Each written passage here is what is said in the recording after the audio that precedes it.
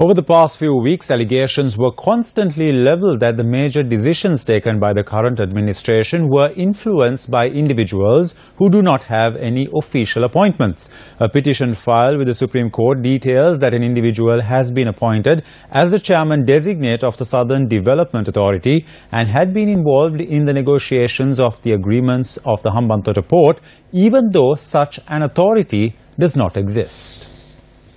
Dr. Lalitha Sirigunaruwan, a former ministry secretary, filed a petition with the Supreme Court on the 11th of January, seeking a quash order on the agreement to hand over control of the Hambantota port to a Chinese company.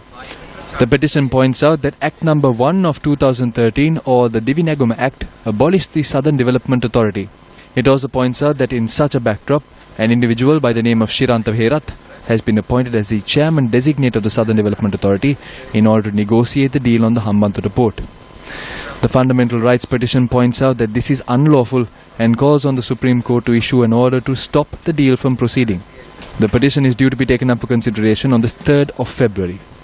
On the 7th of this month, an agreement on vocational training was signed on the premises of the Mattala Airport.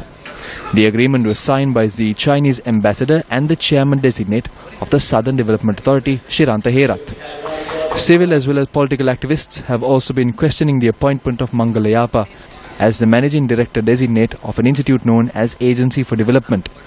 A letter by the Anti-Corruption Front to the Secretary of the Ministry of Development Strategies and International Trade questions as to how funds are being allocated for an institute which does not exist legally and for an individual who is employed at this institute.